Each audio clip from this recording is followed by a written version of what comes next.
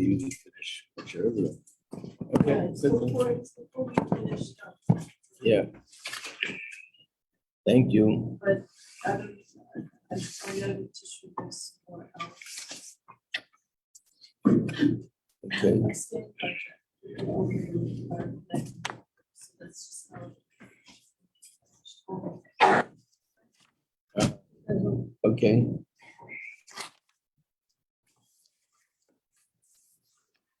Okay, so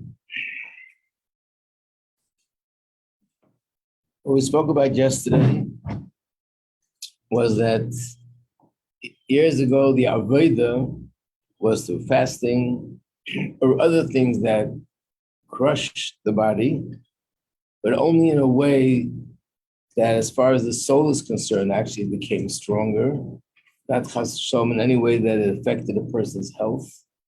And being that today, generally speaking, it will affect our health, so we don't do this kind of avodah at all. But then we explained that it's for a deeper reason. It's not just because we're weaker, but because today the avodah is different. The avodah is not to exclude the body and get the body out of the way so it doesn't interfere. On the contrary, the avodah is to find a way how to include the body and together with the body to serve Hashem.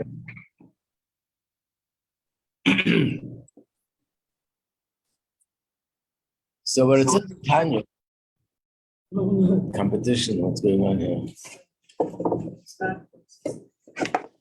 So what it says in Tanya is today we don't do the fasting, and yet in the writings of earlier commentators of Torah, there's so much that's sort of dedicated towards how many times to fast and how to fast and when to fast.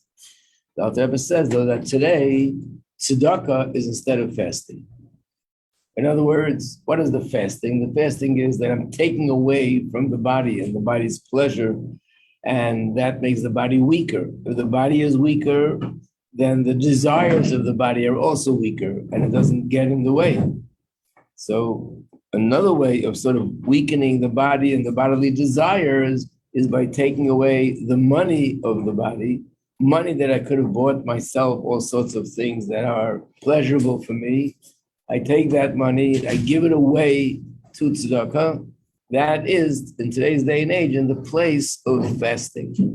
And the Alter Rebbe says that that's why in our generation, there's so much of an emphasis on giving a lot of tzedakah, because really there should be a certain, there is and there should be a certain amount of tzedakah to give, which means if you're supposed to fast 150 times, you should give X amount of tzedakah. If you're supposed to fast 83 times, 84 times, give a different amount of tzedakah.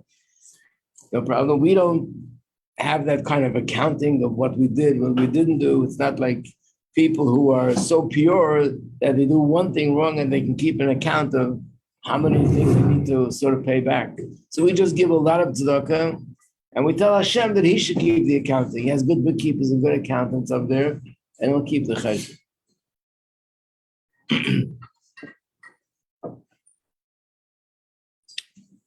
Okay, before we go on to the third chapter of the Maimer, let's review the second chapter of the Maimer. So this is in the sheets that I gave you, the ones that are, I mean, you have it in the booklet, but in the sheets you can write notes. So let's first go to the questions. The questions on chapter 2 is on page 13 in this booklet. First question is, what is the difference between the three things, Ir, Sada, and Midbar? So generally speaking, Ir, a city, represents a place where Hashem's presence is found in a revealed way, where the person's thoughts and speech or action are directed to Hashem.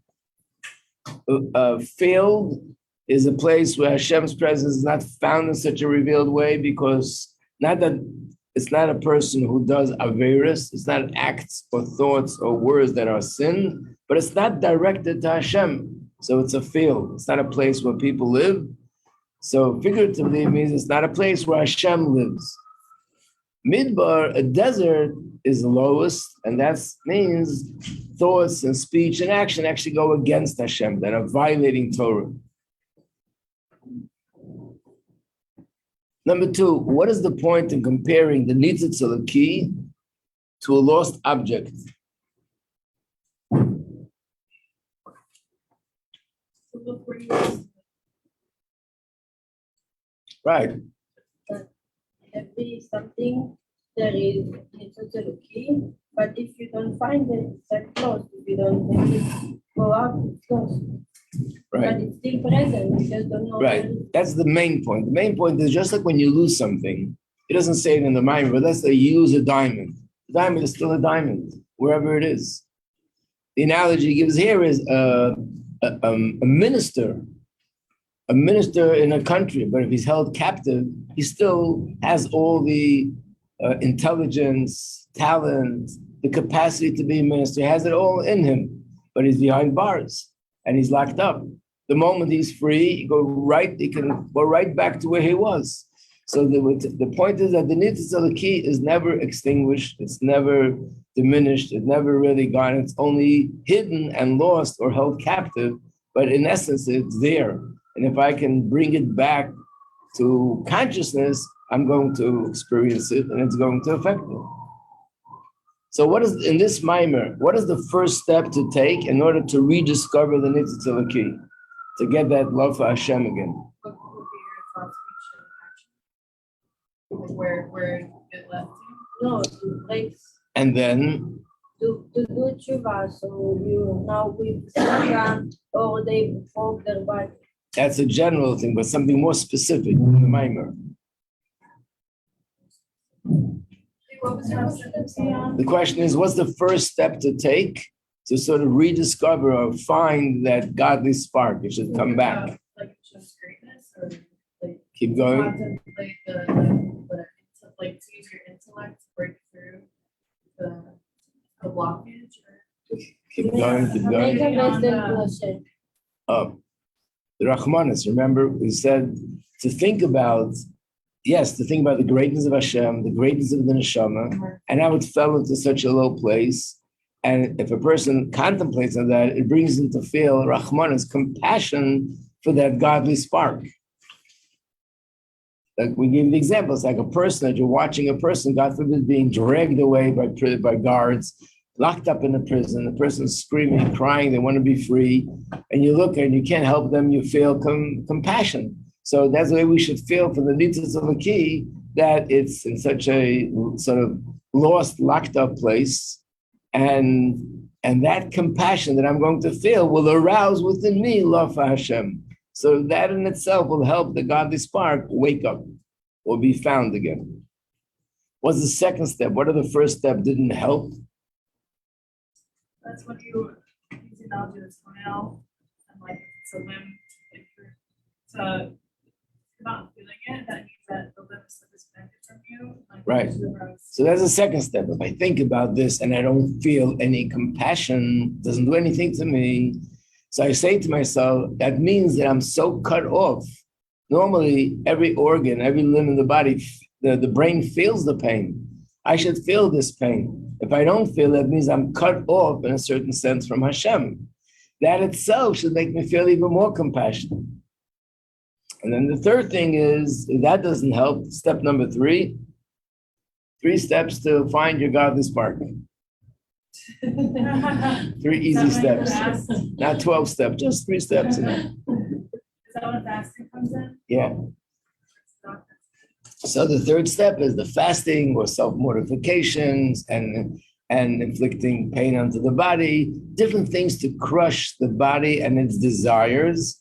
And then this is like taking a log that fire doesn't catch, and you splinter it, you break up to smaller pieces, and then the fire catches. Or like the other analogy I gave you, when you want to plant a seed in the ground and the ground is hard, you have to take a plow it, and you soften it. Now that it's softer, everything could work. So we have to do something like that to the body. Today that we don't do those kind of things, so it's more the avodah of tzedakah. And by the way, it doesn't mean that we're not allowed to think at all to myself, I feel bad or I regret something that I did wrong. Of course, that thought has to be there. But our avodah is not to generate and intensify the feelings of remorse the way it was in those days. Because by us going into remorse and intensifying those feelings will most certainly lead to feeling sad and depressed and down and in a sense drain our energy rather than generate energy. Yeah. Since we're not supposed to like physically crush our bodies, but we're supposed to replace with tzedakah, should our tzedakah be in a way that it's like, I remember you mentioning it shouldn't be measured and like to just give it so that Hashem responds by just giving, also not like not doing measure for measure. So should a person just like give a generous amount, or if they're like worried about it, maybe that's a good thing? Like, is that a splinter? Like being like, oh no, that's a lot of money, but it's like you're humbling yourself. I don't know. To a certain extent, there's a point behind that, because there are many people that give tzedakah in a way like, first let me make sure that I have all the money that I need for myself, for food, clothing, and a house. I have to have my money for my private yacht and my private jet and my home in Europe and my other home in Long Island, my other home in who knows where. Now we have to all have all that money and have a few $1,000,000 saved up. I can give $500 to charity or a dime to the March of Dimes, you know. So that's not the right way to give tzedakah. The tzedakah, it should be given in a generous way. There are laws with tzedakah not to overdo it either. Not to give tzedakah to the extent that I'm going to need tzedakah. I have to remember, I have a responsibility to provide for my own family. But if I give tzedakah and I make sure that sort of it doesn't hurt to any degree, in a sense, it's like not giving of myself. So I should give myself in a way that there's even at least a thought process. Should I give? Is it too much? And if I do decide to give, it means I'm giving of myself, but not in the way like this is really totally, completely extra. Okay, that I can give. Yeah. If your awareness is to tshuva, want to give, even though you don't have, you don't think about whether it's going to come back to you, give that's okay too. Not completely, because where is it going to come back? Yeah, you have there is a halacha that says a person shouldn't give more than 20% of their earnings, which means the obligation is to give 10%. If you want to go beyond the letter of the law, you can give more, but not more than 20%. And the reason for that is because then I'll be lacking. So, I mean, there's you can look at it a different way. Most people think it's not just what I need. I need savings. What's going to be 30 years from now? So I can't give tzedakah because I have to put away money for my retirement. You know, I'm only 25 years old now, but for my retirement later, I got to put away money. Then you can say, don't worry about that. Give what you have to give now. But if a person needs the money to live now and his wife and children need food to eat, he can't say, I'll give it all away and something will happen. You have to be responsible in that way.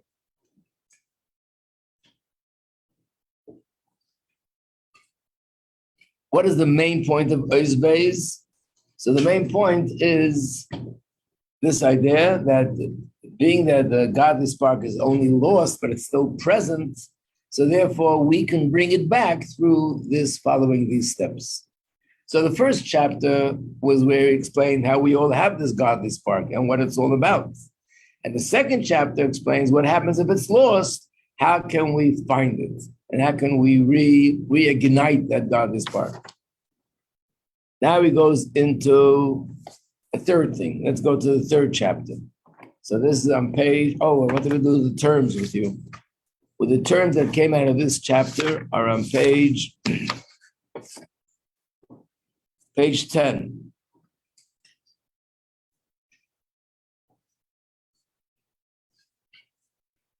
So the first one is the three things we just mentioned. Ir is city, Sada is a field, and Midbar is a desert. Number two is a phrase I told you, it's a very common quote. It comes from the Zohar, but this is explaining why even if I'm not saying anything which is an Averis, not Lashon Hara, I'm not lying, I'm not saying something which is offending somebody, it's just idle talk, sort of something has definitely no spiritual content.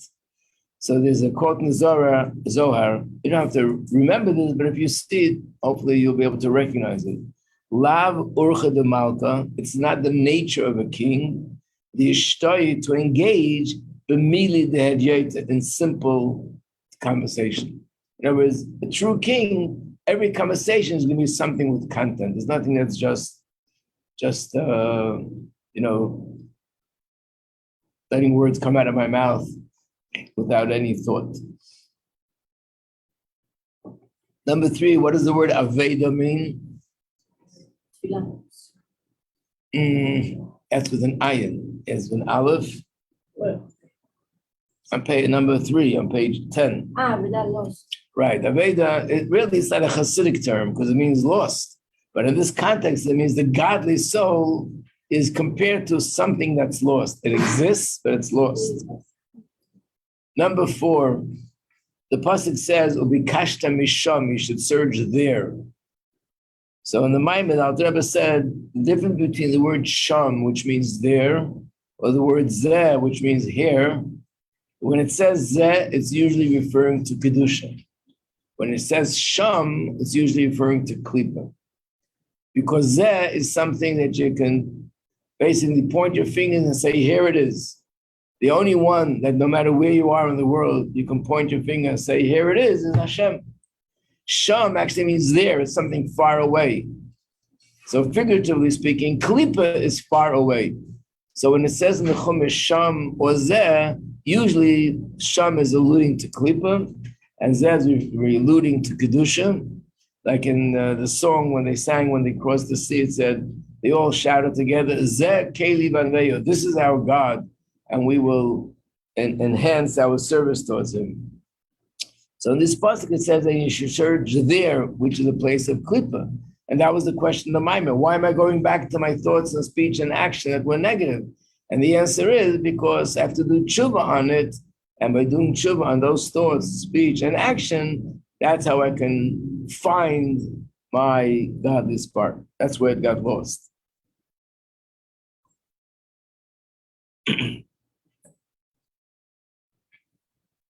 I think I mentioned it, that yes, if we have something specific that we know that I need to work on, of course I'll think about it.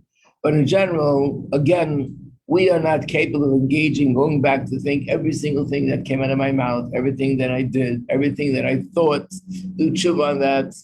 So that's why we have different prayers in the Machzor, and you'll notice that they start with the Aleph base. For example, Ashamnu. Ashamnu starts with an Aleph, and Bagadnu starts with a base, and Gozalnu starts with a Gimel. So in a sense, the explanation to that is that when I verbalize these words, when I say Ashamnu, it's as if I verbalized anything that could have been done that starts with an Aleph. So therefore, when I say Ashamnu, I am doing tshuva for everything and anything, even if I can't remember it. I don't have to remember because we don't want to go back to those negative things. Or another example would be Al Chait, the part in davening where we do Al Chait on Yom Kippur. You'll see it's also in the order of the Aleph base. And the things that were chosen, one starts with an Aleph, one starts with a base, one starts with a Gimel. And I'm listing the Averis. But the truth is, even though I list one specific Aver with an Aleph, but it will also include anything else that could have been, because in Torah, and especially the way it's explained in Chassidus, the first letter of a word includes all the other letters. So the Aleph includes anything else that could be written with an Aleph. Number 5, I think I skipped this part in the Maimer. So, but I might as well explain it, because in the Maimer it brings a pasuk where it explains that it's referring to klipa, and he says the difference. The pasuk is talking about turning simcha into hilulus. This is something we'll talk about more when we get closer to Simchas Torah, and that is that on one hand, simcha, being happy, is an amazing thing in Torah in general, and specifically in the path of Chassidus. Hilulus is something which is actually negative, and it's against Torah. What's Hilulus? Hilulus means frivolity. In other words, screaming, shouting, jumping, but it's not simcha. It's an empty emotion, and actually it's wild. In a sense, it's all sort of letting go of responsibility, not being responsible, not being serious, And that, joking for the sake of joking, and that could actually be something negative. And very often it turns into negative, offending people, putting people down, hurting people's feelings, just having a loose tongue or just being happy and in a wild way.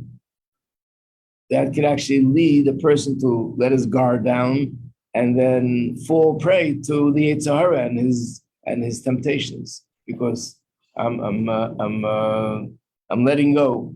So simcha is letting go in a positive way. Hilulus is letting go in a negative way. And there's a little bit of a line between the two that's very thin line. Sometimes you might not be able to tell the difference, but we have to be very aware of that. When it comes to Simchas Torah, I'll go a little bit more into what is the key difference and how can I avoid slipping into the wrong hallway. Number 6, halos nitzutzin.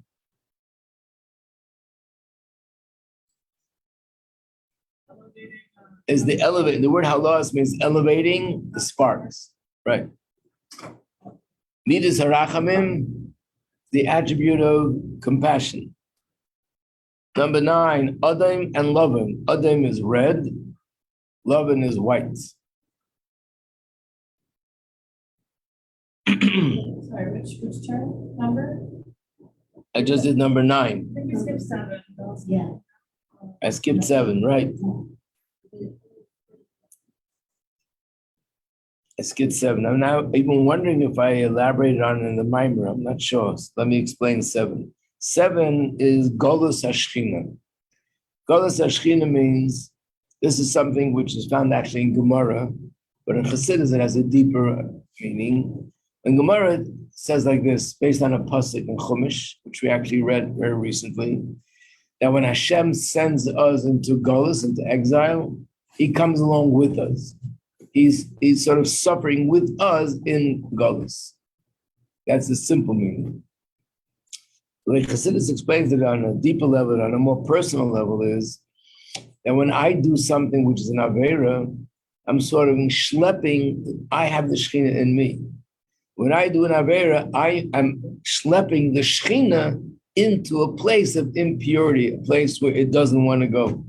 But because the Shekhinah sort of connected to me, so wherever I go, I'll be schlepping it with me. So, Galus Hashchina physically means when Jews are in exile and they're suffering, Hashem says, I suffer along with you. The spiritual Galus Hashchina means that when I'm doing something which is not godly, not only I'm in that place, but the godly spark in me and the godly presence in me gets brought down into a place where he does not want to be. Like the Alter Rebbe used the example, it's like somebody, imagine, would take the king and push his face into a place of filth and garbage. How offensive that would be. In a sense, every time we do an Avera, that's what we're doing.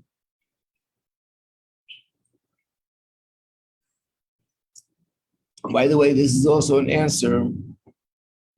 Remember the other day we spoke about what the Gemara says, that if a person says, I'll do tshuva, and then I'll do an Aveira, and then tomorrow I'll do tshuva, it won't be acceptable. And we explained that the simple meaning is, I want to have the best of both worlds. I want to have a good time, enjoy myself, and I'll be violating Torah by doing that, but no problem. Tomorrow I'll do tshuva, Hashem will forgive me. So Sunday I had all my fun, and Monday I'll be good with God, and I got it. So it says that if someone does that, tshuva won't be easily accepted. Then we said Chassidus explains it differently. What if a person says, I'll do an Aveira, and the reason is because he's envious and jealous of this person who did tshuva, that he has this burning desire for Hashem that only comes because they were distant, and I'm not distant, so I want to do something that'll make me distant, and then I'll also get that burning desire and that intense desire for Hashem. So that too is something which is unacceptable. And one of the questions are why? After all, it'll lead me to a high level of serving Hashem. So one of the ways that it's explained is, if you take this analogy, for example, that when I do an Aveira, it's like taking the face of the king and God forbid, putting into a place of garbage and filth, could someone say, oh, I'll do that for a moment, and then later I'll reach a higher level of spirituality? Who would even think of such a thing? If we realize that when a person does an Avera, you're not just doing something yourself, you're also bringing down the godly presence in ourselves and the neshama, which is godly, in a place which is impure, then there's no sort of, there's no way that you can even think, I'll do it temporarily so I can reach a higher level later. It's totally out of the question. But that's Golus HaShechina, that I bring the Shechina within me, I bring it down to a lower place. Number 10. So number 8 we said was the attribute of compassion. Number 10 is red and white. Adam is red, Averis are compared to red, and love is white. Mitzvahs and good deeds are compared. When things are pure, they're compared to white. Number 10, Eish Shalamayla, Eish Shalamata. So we said that the source of this phrase comes from the Beis Hamikdash, that there are two fires in the Beis Hamikdash. One fire was a fire that descended from heaven. Miraculously, there was a hot coal, a burning coal that appeared on the Mizbeach, and that was used all the years, was never extinguished. And the other fire was a fire that was created and produced every day by the Kohanim by putting on firewood and lighting the fire. So this fire is from above, and this fire is from below. But then Chassidus, it applies this principle to many other things. Like, for example, a person can have love for Hashem that comes from above. That's the godly soul who naturally, inherently has love for Hashem. When I get my animal soul to love Hashem, that means I'm producing the fire, because the animal soul naturally does not love Hashem. So there's a fire from above and a fire from below. And here in the Maimer is referring to above and below, got the suffering. There's sometimes where Hashem does something, I didn't do it, but Hashem, for the reasons known to him, made a person go through some suffering, which is an atonement. And then there's time where people would take it upon themselves. And today, that part we don't do. Number 11, Klipas Noga. I think everyone knows that from Tanya. That's a klipa, that's a mixture of Kedusha and klipa. Number 12, Azev Tazev Imay. That's a quote from a pasuk. And what does it mean? It's the pasuk about a donkey. If you see a donkey that has a load, and the donkey is lying down because the load is too heavy, even if this person who owns the donkey is your enemy, you have an obligation to walk over and help him unload the donkey so the donkey could stand up. So Azav Tazim, work with, help him with the donkey.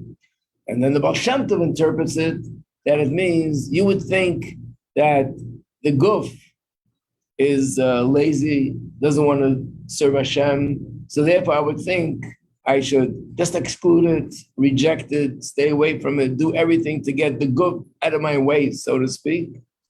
The Torah says, no, you should serve Hashem with the guf, which is not to be fasting, not to be doing things that bring on self-affliction, but just in a healthy way and in a happy way to find a way to include even the physical part of my body to serve Hashem properly. Number 13 is in Yiddish. That's the quote that I told you from the Mazut Magid. And the words are, Aklein lechel en guf. That will be translated that a little injury in the body, or maybe literally a little hole in the body, is a grace olach and neshama, is a huge hole, a huge injury to the soul. So years ago, injury to the body enhanced the soul, because it was a seesaw, remember? But today is the opposite. You think that you're doing something better for your neshama. On the contrary, you're hurting the neshama. But the seesaw was an example, it doesn't apply anymore. Which? The seesaw, like when one's up, the other's down. It does apply, but not in terms of health. But let's say a person indulges in physical pleasure. that will surely weaken the neshama. Indulging is not necessary for my health. Eating is necessary. And all the other things are necessary. But when you indulge in physical pleasure, indulge in all these things, that really interferes with the neshama. Okay, so now we're ready for Eis Gimel. Let's go back to the Anida Deidi Maimer.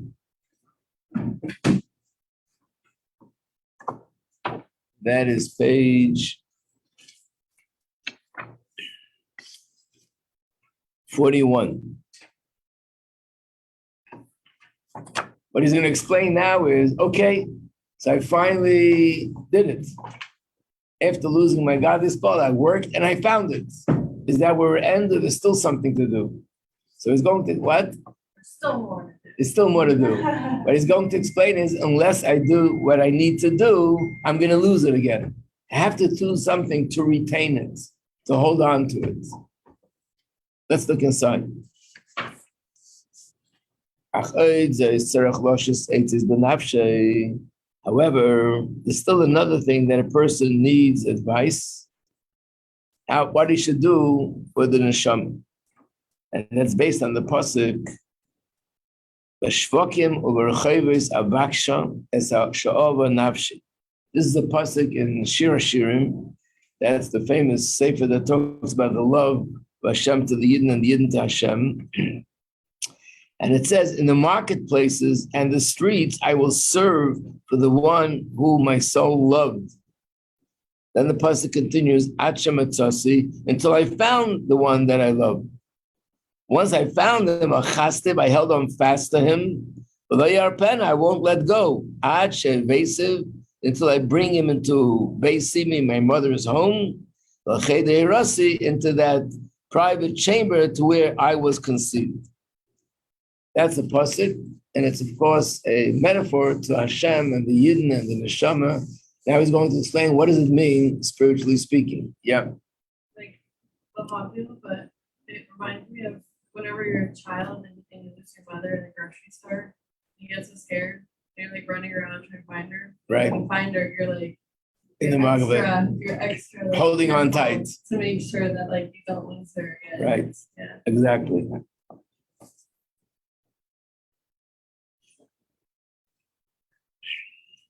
So the first part, which talks about searching in the marketplace, in the streets, the search is carried out in the marketplaces and in the shvakim, in the streets.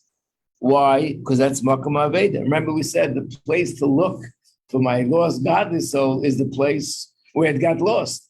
It got lost in thought, speech, and action that were not godly. So that's where I have to look and make an accounting. So even if I was successful and I find what I was looking for, I found it, which means I did the tshuva, and I feel through my thought process of compassion that now I feel that godly soul again, that love. It will not be maintained without built-in kelim, without vessels. Without the vessels, this light will depart. I'll lose it again. I mean, basically, the explaining is like fire. Fire is something that where you take a table and you put it down, you don't need a special effort that it should stay there. It stays there. You take a rock and you put it down, it stays there. But fire, you constantly need something to hold on to it.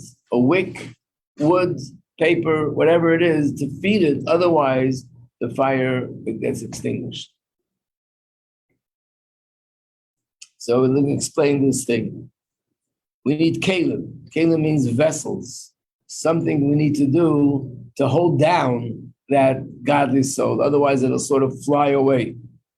So I guess you're using the mashal of a child. Think of a mashal of a balloon that's filled with what do they fill it with? It's helium. It's rising.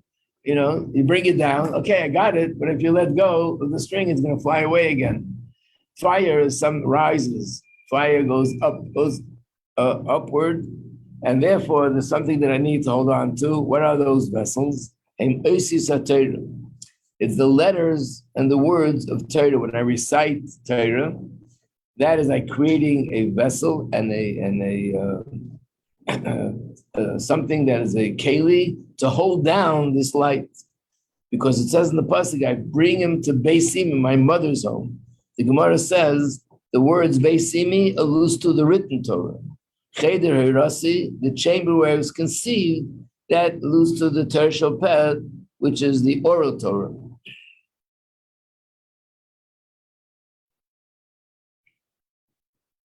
And this is based on the fact that there's a pasuk where it says, Havaya lekecha eish eichlo. Hashem is compared to fire. So Kashem sheyev shela eish, just like it's not possible for a fire to be held down, believe psila without a wick, or shum davar nechas bo, some other entity that holds fire down. Kach, the same ways with Hashem's spiritual light and this spirituality of the neshama. I have to hold on to it and not let go, because if I don't, then I'm going to lose it. In other words, the nature of things that are spiritual is that it rises. What do I mean it rises? It sort of moves away from the physical. And therefore, naturally, you can easily lose it. And have to constantly do something which would be like a wick to maintain it, to retain it, and not let it float away. And that is learning Torah. Like it says in the Zohar, that this is also alluded to in the pasuk when it says that pasture in roses. The word Shoshanim, the letters, could also be read as Shoshonim, which means to study. Studying Torah.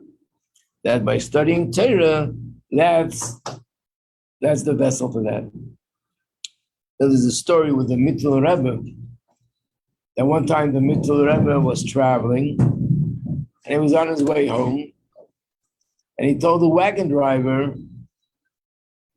to drive faster, get the horses to go faster. A minute later he tells him faster. A minute later he tells him faster. The poor wagon driver is like doing everything he can that they should go as fast as possible. And finally, he comes racing into the city, or the city of Lubavitch. Mittel Rebbe, I don't know if this is when he was a Rebbe or before he became a Rebbe. Mittel Rebbe jumped off the wagon, ran in to the shul, grabbed a Gemara and started learning. What does that mean? It means that sometimes there's this desire and excitement about Hashem that unless you do something to hold you down, you can, God forbid, expire. The Alter Rebbe once said that has happened apparently more than once. He had a chavrusa. The chavrusa was someone I mentioned the other day. He was the son of the Maggid Mizrich, known as the Malach. And they were very close. When the Alter Rebbe first came to the Maggid Mizrich, he was already an amazing, brilliant scholar in Nigla and Gemara and all that, but he was never exposed to Chassidus. So the Mizrich Maggid made a chavrusa, said to the Malach, his son, you'll teach him Chassidus, and he'll teach you Nigla, the revealed part of Torah, on a deeper level. As a result of that, they became very close, and not only they became close, but all the Rebbes that are descendants of that son, and all the Rebbes of Chabad always kept a close connection. Even our Rebbe, this generation, with those Rebbes who are descendants of that Malach.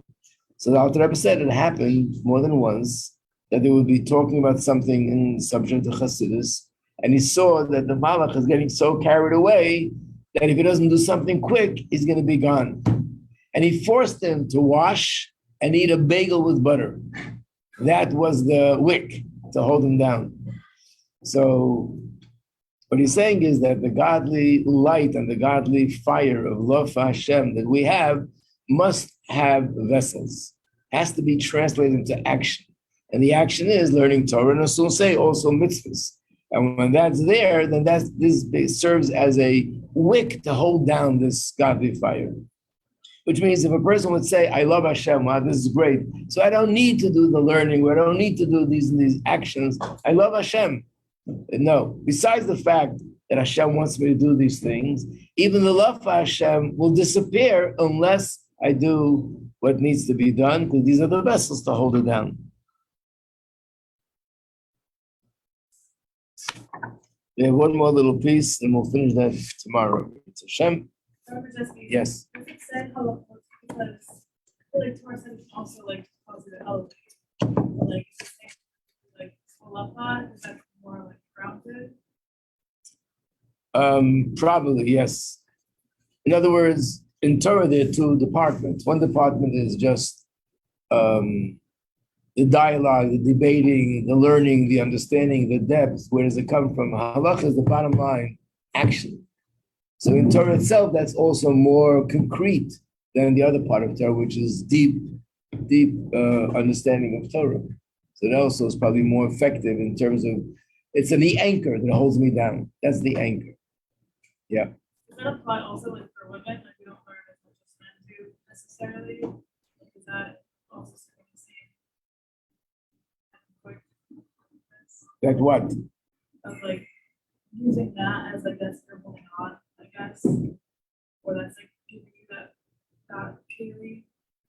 Right. I mean, within every person, whatever it is that is there a mitzvah of a woman or a man, learning Torah, doing mitzvahs, holds us on. But in general, one of the difference between women and men is that women are the anchor. If it would be just men learning Torah without women, we'd all be floating away. So generally, the function of a woman versus a man spiritually is a man works on bringing down a certain light, and the woman is to take that light and make it penetrate the physical, bring it down to the physical world, and they're the anchor. This says about the Avos and the Amaris, the Rabbeim, the Rebbitzins, and so on. And we'll go into it tomorrow. Okay. Thank you. Today.